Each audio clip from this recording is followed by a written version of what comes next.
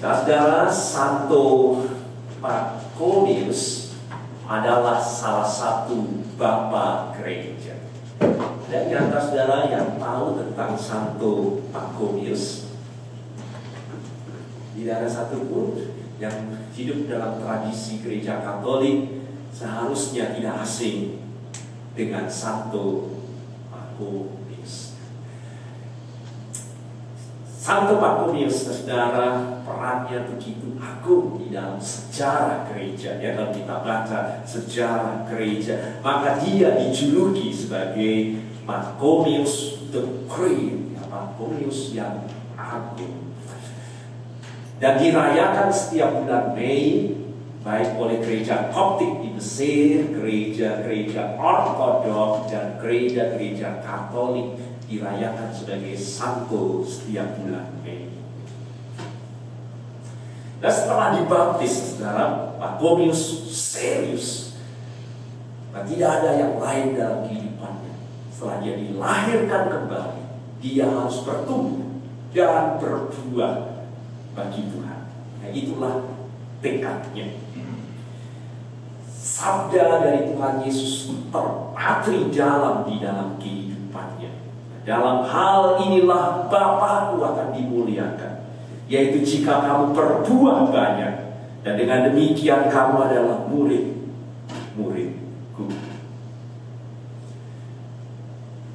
Pachomius menyadari dengan sungguh bahwa bukti dan ciri utama kalau kita ini sungguh-sungguh ada di dalam Kristus, kalau kita ini sungguh-sungguh murid Tuhan, kalau kita ini sungguh-sungguh milik kepunyaan dari Kristus, tidak ada yang lain. Kita harus berbuah bagi Tuhan dalam kehidupan ini. Itulah yang disadari oleh Pachomius. Dan setelah dia dilahirkan di dalam Kristus dan dibaptis, dia bergumul dengan sungguh-sungguh, saudara, bagaimana dia hidup sebagai manusia baru. Karena firman Tuhan katakan yang lama itu sudah berlalu dan sekarang yang baru sudah datang.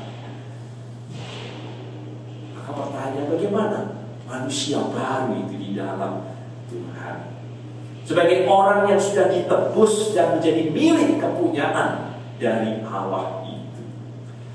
Dan Pachomius sadar, sebagaimana dikatakan di dalam Filipi pasal 1 ayat 22 yang tadi kita baca, tetapi jika aku harus hidup di dunia ini, itu anugerah Tuhan yang diberikan bagi kita masih hidup seperti saya dan saudara sekarang hidup.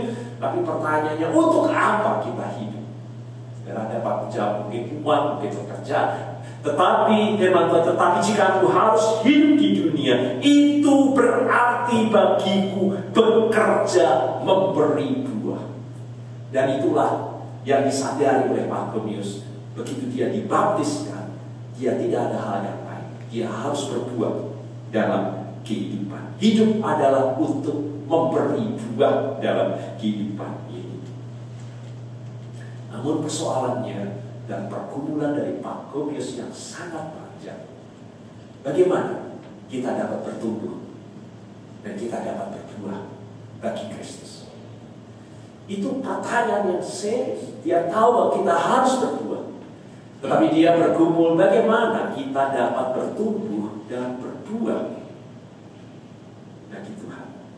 Maka dia menghampiri banyak pembimbing rohani, minta supaya dia dibimbing. Bagaimana saya berbuah?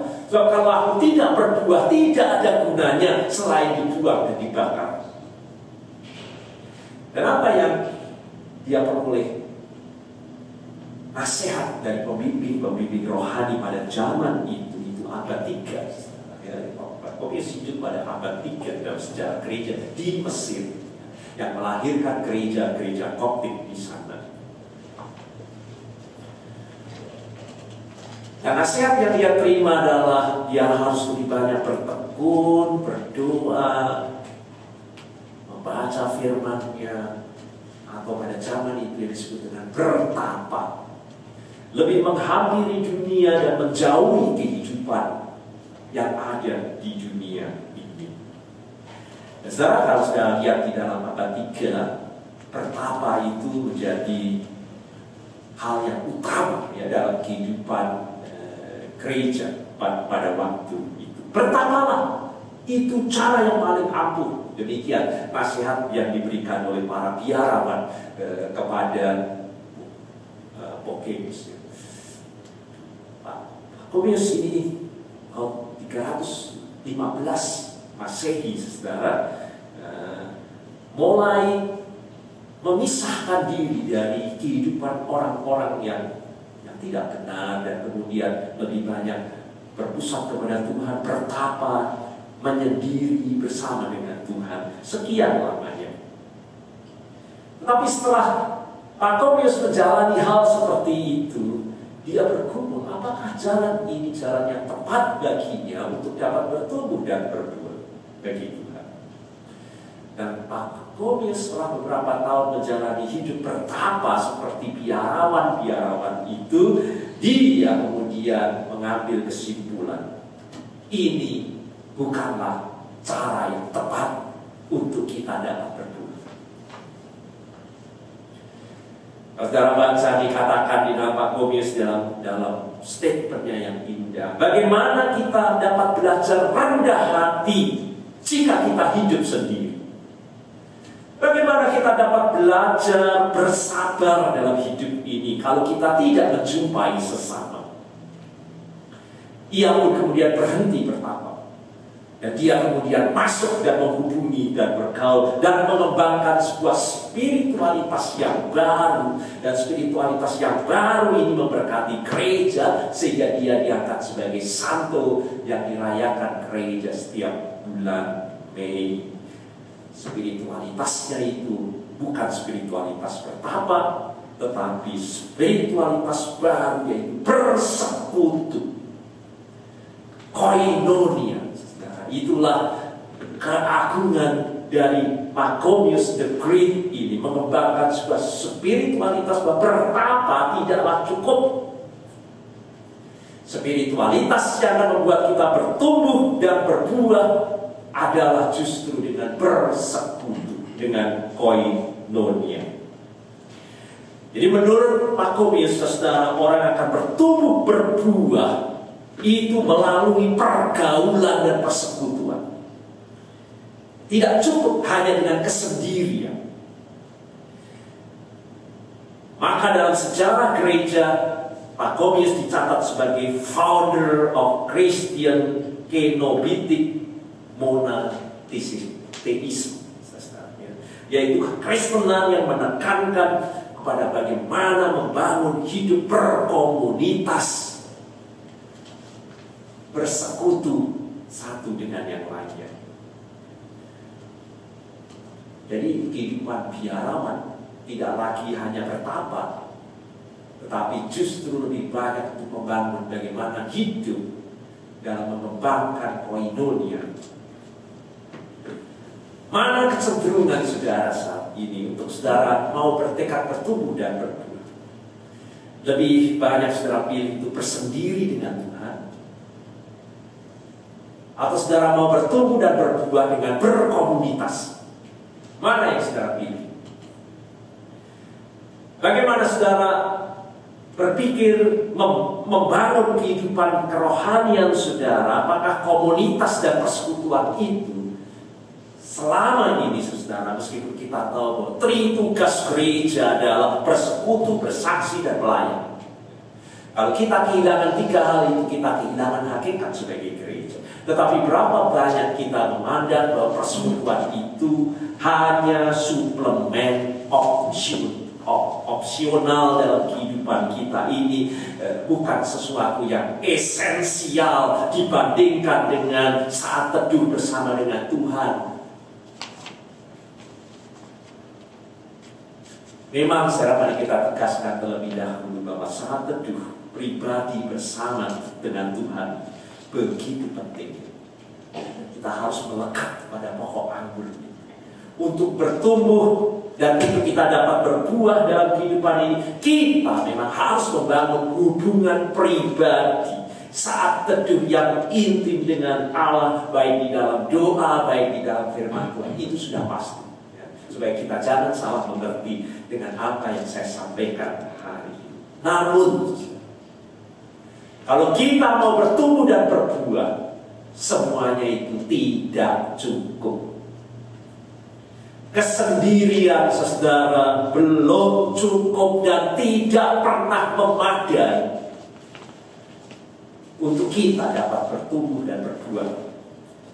Sebagaimana peringatan yang pernah disampaikan oleh orang yang dipakai luar biasa oleh Tuhan sampai masuk di penjara di Jerman pada zaman Nazi, yaitu Dietrich Bonhoeffer. Dia berkata, orang Kristen yang tidak bisa sendiri, dia harus berhati-hati dengan komunitas. Artinya ada banyak orang Kristen aktif bukan main dalam kumpulan komunitas gereja, aktif sibuk, tetapi tidak pernah punya hubungan pribadi dengan Allah. Hati-hati kalau kehidupan kita seperti itu. Tetapi Dietrich Bonhoeffer juga berkata, orang yang tidak berkomunitas dan bersekutu, berhati-hatilah dengan kesendirian.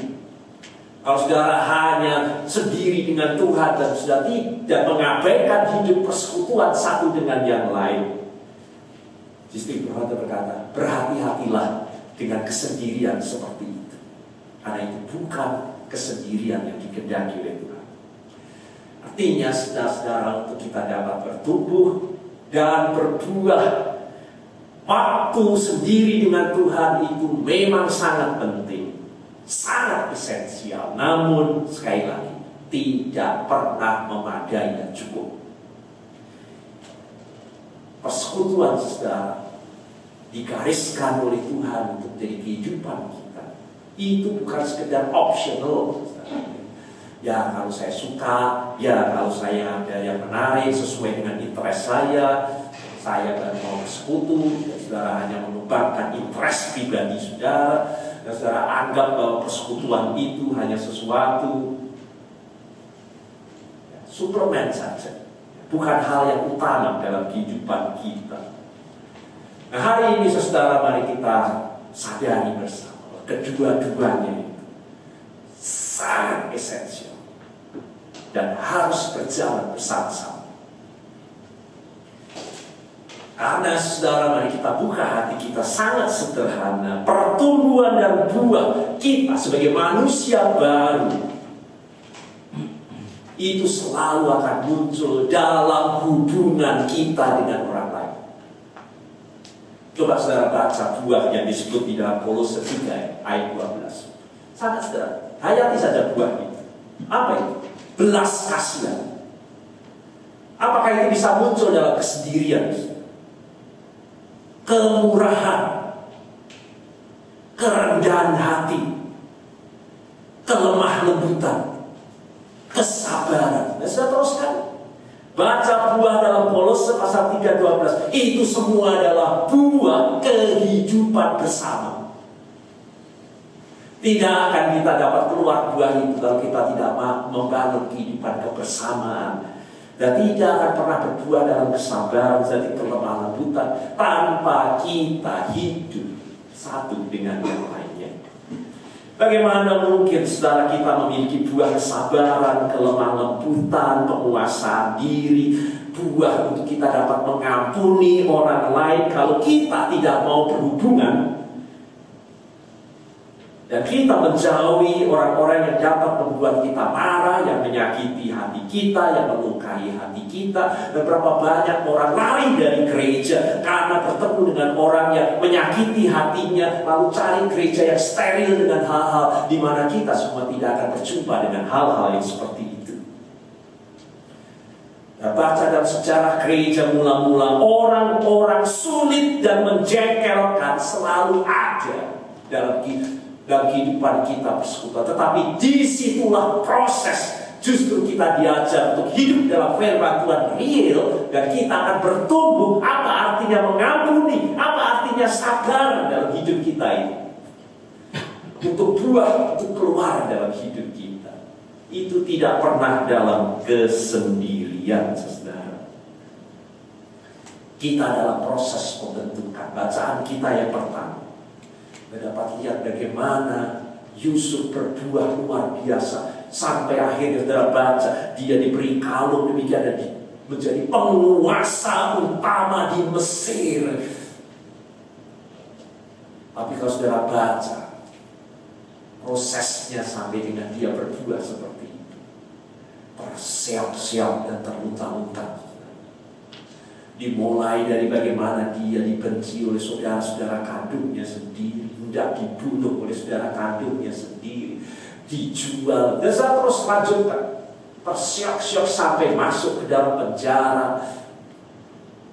Tetapi itulah proses pertumbuhannya yang membuat Yusuf kemudian tampil di Mesir dan berbuah bagi Tuhan dan dipakai dengan sangat luar biasa. Mari kita bertanya dalam hidup kita, dapatkah kita bertumbuh dengan belas kasihan, kemurahan tanpa kita menjalin hubungan dengan orang lain? Kepada siapa kita berbelas kasih? Belas kasih, kemurahan, buah yang disebut di dalam firman Tuhan muncul saat kita bersama dengan sesama kita, menyadari akan kebutuhan dari sesama kita. Kerendahan hati kita saudara itu terbentuk saat kita berhubungan satu dengan yang lainnya. Kita juga berjumpa dengan kelebihan dari orang lain. Kelemah lembutan, kesabaran itu teruji saudara saat kita berhadapan dengan hal-hal yang menyakitkan dalam hidup kita. Maka kepada setiap orang yang mau lari dari gereja karena pelayanan tetapi menerima perkataan yang sangat menyengat dan membuat dia tidak bisa tidur, lalu untuk apa saya bergereja? Nasihat saya hanya satu, syukuri itulah proses dari Tuhan untuk kita bertumbuh dan pada akhirnya berbuah. Saudara akan mengeluarkan buah kesabaran, saudara akan mengeluarkan buah mengampuni. Proses yang akan membentuk dalam kehidupan kita hal-hal yang menyakitkan seperti yang dialami oleh Yusuf itu sendiri adalah proses pembentukan karakter yang akan dipakai Tuhan berbuah bagi kemuliaan bagi nama Tuhan. Adakah saudara orang yang kerap saudara rasa menjengkelkan? Atau saudara kecewa dengan perilaku orang yang saudara anggap itu orang sulit di gereja? Mari kita balik pemikiran kita bahwa melalui mereka sifat-sifat kita justru akan diasah. Kita akan dibentuk oleh Tuhan sebagai orang-orang pilihannya dalam proses pertumbuhan dan berbuah. Jadi bertahan seperti Yusuf, bertahan dan bertumbuhlah dengan semua hal itu. Sambut pembentukan Tuhan dalam kehidupan ini, dalam persekutuan dengan hati yang bersyukur. Saudara bukan hanya bertemu dengan orang-orang yang bisa memberi masukan saja kepada saudara, orang-orang yang baik, orang yang sesuai dengan concern saudara. Dan sebaliknya dalam persekutuan itu bermacam-macam. Ada saatnya orang lebih bodoh dari kita, tapi ada juga yang lebih pandai dari kita. Itu sebabnya kita diberikan spiritualitas baru. Pakomius berkata, itulah yang dikatakan di dalam firman Tuhan, satu dengan lainnya. Dan baca kata satu dengan yang lain. Itu terus menerus, apalagi dalam perjanjian baru. Kata itu kata kunci. Kata itu adalah kunci spiritualitas. Dan pada bulan Mei, gereja Koptik, gereja Katolik menggarisbawahi hal ini. Bahwa kita harus hidup satu dengan yang lainnya. Nah, dari situlah proses pertumbuhan kita untuk berbuah banyak dalam kehidupan kita ini, saudara. Yohanes pasal 15:16 berkata, bahwa kita ini dipilih oleh Tuhan untuk berbuah. Bukan kamu yang memilih aku, tapi akulah yang memilih kamu. Lalu untuk apa Tuhan memilih kita?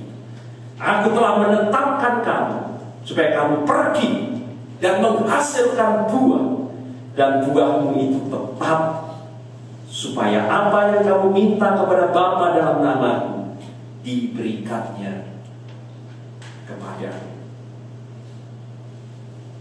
Begitu seriusnya saudara panggilan Tuhan ini, sampai-sampai diperingatkan konsekuensinya. Kan kita sudah baca di firman Tuhan, bukan hanya panggilan untuk kita berbuat, tapi begitu gamblang Tuhan juga menyatakan konsekuensi kalau kita tidak berbuat bagi Tuhan. Kapak sudah tersedia pada akar pohon, dan setiap pohon yang tidak menghasilkan buah yang baik pasti ditebang dan dibuang ke dalam api. Dalam hari kita bangun kehidupan kita satu dengan yang lainnya. Bagaimana kita dapat berbuah dalam hidup damai jika kita tidak saling mengasah satu dengan yang lainnya? Kita ini, Tuhan ingatkan, cenderung selalu merasa benar sendiri. Untuk kita bisa keluar dari kecenderungan yang membuat kita tidak berbuah, kita selalu merasa benar sendiri, sehingga Yesus berkata, selumbar saja di mata orang lain, kamu gembar-gembor bicarakan begitu. Padahal kalau di matamu sendiri kamu tidak lihat. Itu tidak bisa kita sadari lewat kesendirian. Kita perlu mendapat teguran, kita perlu dapat asap dari orang lain dalam kehidupan. Kita ini manusia cenderung hanya concern dengan diri kita sendiri, concern saya, dan memaksa orang juga untuk hidup dalam concern saya. Dan bagaimana kita dapat hidup bersama di dalam firman Tuhan? Janganlah tiap-tiap orang hanya memperhatikan concernnya sendiri, kepentingannya sendiri, tetapi kepentingan orang lain juga. Filipi pasal 2 ayat 4. Bagaimana kita bisa bertumbuh dalam hal itu kalau kita tidak membangun kehidupan satu dengan yang lainnya dalam kehidupan persekutuan kita? Buah-buah saudara kehidupan baru kita, mari kita sadari, itu melalui kesendirian kita dengan Allah. Tetapi itu tidak pernah cukup. Kita harus membangun kehidupan kita satu dengan yang lainnya melalui kehidupan persekutuan dan kehidupan kita bersama. Apakah itu buah pertobatan, buah kebenaran? Sudah dapat lihat di Filipi pasal 10-11, maupun buah dalam segala pekerjaan baik, maupun pelayanan, Kolose pasal 1 ayat 10, maupun buah roh, yaitu kasih, sukacita, damai sejahtera, kesabaran, kemurahan, kebaikan, kesetiaan, kelemah lembutan, penguasaan diri. Ataupun buah lain yang disebut dalam firman Tuhan, yaitu buah dalam membawa jiwa bagi orang lain kepada Tuhan. Semua itu tidak dapat kita peroleh dalam kesendirian. Itu akan keluar pada saat kita bersekutu satu dengan yang lain. Maka mari kita buka hati kita dan dengar panggilan Tuhan kepada kita semua. Mari kita bertumbuh. Dan bukan hanya bertumbuh dengan daun kita, mari kita berbuah-buah dengan membangun kehidupan kita satu dengan yang lainnya. Mari kita bangun persekutuan kita makin setia, makin bertekun dalam membangun kehidupan satu dengan